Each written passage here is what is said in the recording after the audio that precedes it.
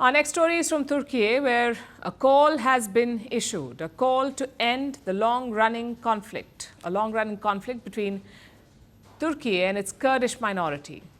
This conflict has been raging since the 1980s, and it has led to more than 40,000 deaths.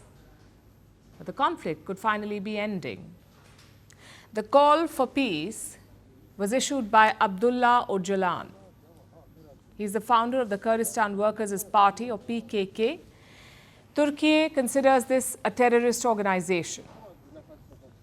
Ocalan has been in jail for 25 years, since 1999, but mainstream Kurdish politicians visited him there and he gave them a statement. Yesterday, they read out the statement.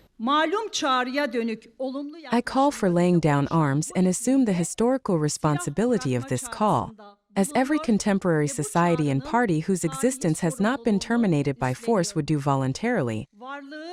Gather your Congress and make a decision for integration with the state and society. All groups should lay down their arms and the PKK must dissolve itself. Abdullah Ocalan, the founder of the PKK, wants the group to lay down arms, to dissolve itself. He says the PKK no longer has any meaning. The collapse of real socialism in the 1990s due to internal reasons and the dissolution of identity denial in the country, the developments in freedom of expression, led to the PKK's lack of meaning and excessive redundancy. Therefore, it has completed its life like its counterparts and made its dissolution necessary. So what does all this mean? What does it mean for Turkey, for the Kurdish people? To understand the importance of Ocalan's statement, we need some context. Let's start with who the Kurds are. The Kurds are an ethnic group related to Persians. Their language, Kurdish, is a relative of Farsi, and they are a people without a country. The Kurds are split between four nations: Iran, Iraq, Syria, and Turkey. In the 1970s and 80s, the Kurds in Turkey started demanding a separate homeland, carved out of Kurd majority areas.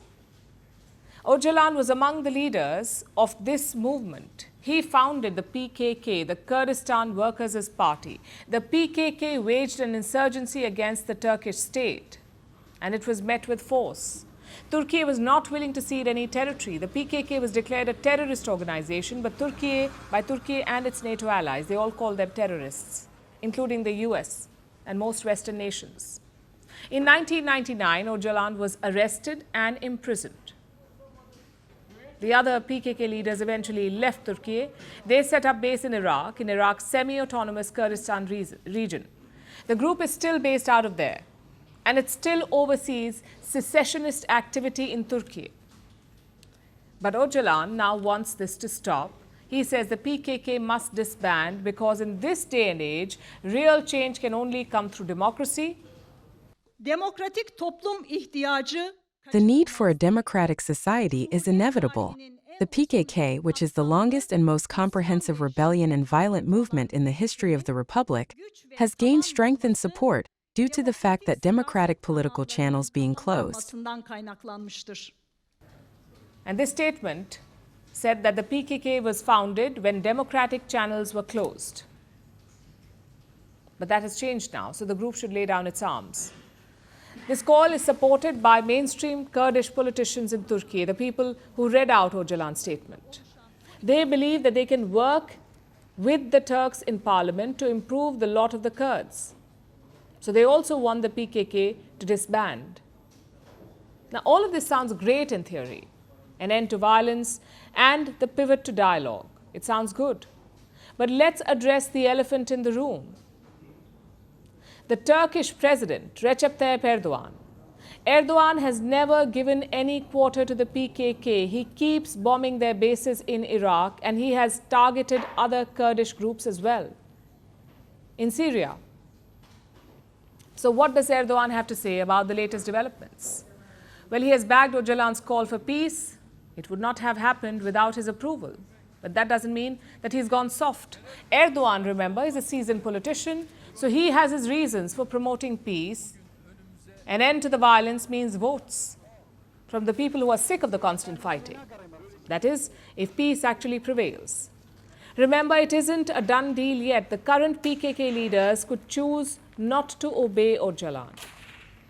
They could ignore his call to disarm. What happens then? Well, Erdogan can say he tried and go back to bombing them, winning more nationalist and hardline votes in the process. So it is a win-win for Erdogan. And he might have another reason to curry favor with the Kurds. Erdogan has been the leader of Turkey for about 22 years now, first as prime minister, then as president. He has changed Turkey's constitution multiple times to keep his grip on power intact. He keeps changing the constitution, but even the latest constitution bars him from seeking another term. His presidency should end in 2028 unless he changes the rules again. And that's where the Kurds come in. The pro-Kurdish DEM party, they have a decent number of seats in the Turkish parliament. With their support, Erdogan could try and change the constitution again and extend his rule. So giving some concessions to the Kurds is a small price to pay in exchange for even more power. As I said, it's a win-win situation for President Erdogan.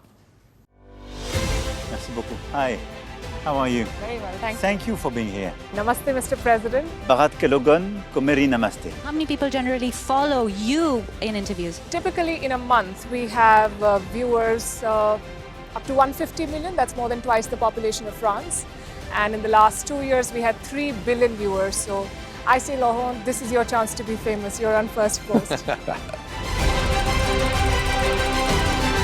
One word to describe your equation with Prime Minister Modi. Amitié.